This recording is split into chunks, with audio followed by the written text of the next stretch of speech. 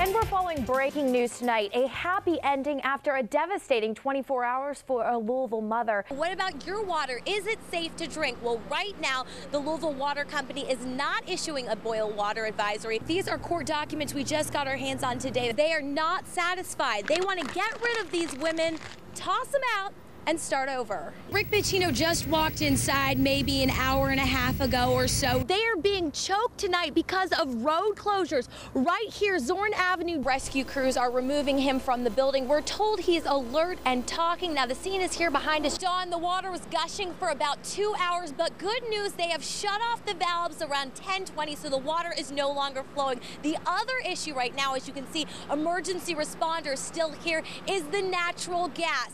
As for where he is, well, he's behind bars at Metro Corrections. He faced a judge this morning, and he is facing a $25,000 full cash bond. This is the window that was smashed, and then he raised it up, pushed the baker's rack over. The day before Halloween, someone broke into this family home near Churchill Downs. That's the worst part of it. You know, if I lived here and I didn't have kids, it'd be one thing, but then with the kids, they were scared for a long time. Once inside the window, someone took thousands of dollars of electronics and cash and left a nasty message. And then the dog, he got the worst end of it, which he's like one of my kids. They broke his leg.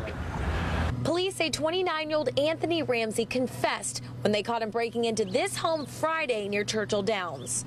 Afterwards, a police report shows he admits to being involved with 40 other burglaries and spent 8 hours driving with an officer and pointing out places he may have hit, getting in through windows and doors. The property was taken was jewelry, computers, laptops, electronics, as well as prescription medications. We went to several of those homes, which is where we met Rhonda. She asked us not to show her face because it's been so hard not knowing who did it for the past few months. I mean, because it's like just the scare of it. It's been tough. Oh yeah, you know, every time I leave, I'm like scared to death someone's going to come back in.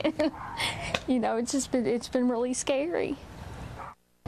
We asked police if there is an accomplice, but as of now, they say they're looking into it, but so far, no arrests, no other arrests. Reporting live at LMPD headquarters, Elizabeth Donatelli, Wave 3 News. Yeah, Scott, I was at this store just the day after the tornado hit earlier this month, and this is where a lot of volunteer efforts and donations were coordinated right here, and it's become really the center of town, and so many people we've spoken to today are really concerned that this place is closing up shop. It's been a fixture along 62 for years. It's really convenient for all the people who live out here. And life-saving for dozens of children who hid inside during the tornado. One of the bus loads, they all signed it. Hey, guys. Bill didn't open the Chelsea General Store like he did 5 years ago, knowing he was going to have to shut it down. Feel like you failed the community? Tony Williams still has a steady flow of customers, but they're spending less. And he's had a long-standing battle with the head of the health department. Ralph Armand is a tyrant. You know, I've never seen such little compassion in one person in all my life. Williams spends hundreds of dollars every month pumping his septic tank. He says he can fix the problem, but Health Department Administrator Ralph Armand won't let him. He describes it as harassment. Were you harassing him? No, ma'am. At no point in time did we harass him. At no point in time did we set up any kind of requirements. Armand, however, says the leak isn't fixable, but the design is up to the State Board of Health. They just enforce it because raw sewage is dangerous. If the mosquitoes are hovering around that and they bite you, they can transmit several diseases. Either way, Williams easily dropped $15,000 on the system over the last 15 months. I think he uses the rules to make it harder on people. And says he has lost his will to fight. Nobody has a personal touch, and I give it because I care. The store is scheduled to close on Saturday. I'm trying to print you off something that... And that's when they'll be having a barbecue here, a goodbye barbecue, and they'll begin selling the items next week.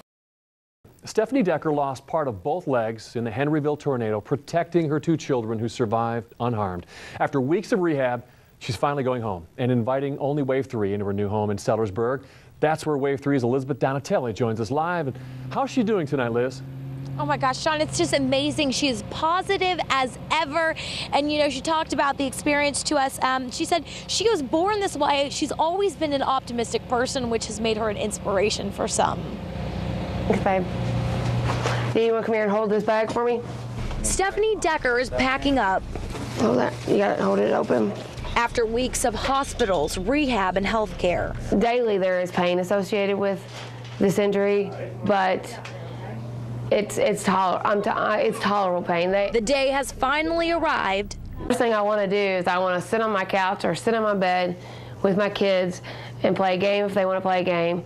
Or I'll get in my wheelchair, we'll go outside, we'll shoot some hoops like we always do. Just 3 weeks after losing both legs in a tornado that crushed her home, Decker is already looking ahead. The goal with the prosthetics is that I'm back in the gym working out every day, 5 days a week. I mean, that's my goal. So she can be an active mom for her kids. Say, how about I love you, Mom? Huh? No, I know you love me, right?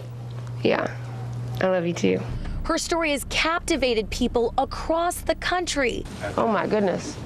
And brought a whirl of media attention. I'm pretty excited about seeing the home. But all that fades as she gets to the front door and the emotions flood in. You know, it's just been a long time getting here. 3 weeks in a hospital, away from all of them, and it's just been a long time being away, and so it feels good to be back. Her Henryville house was crushed, but the Deckers still own this Sellersburg property, which they remodeled in just 3 days. So that I have such good family and friends to rely on that would do something so giving and so generous to me and to our family.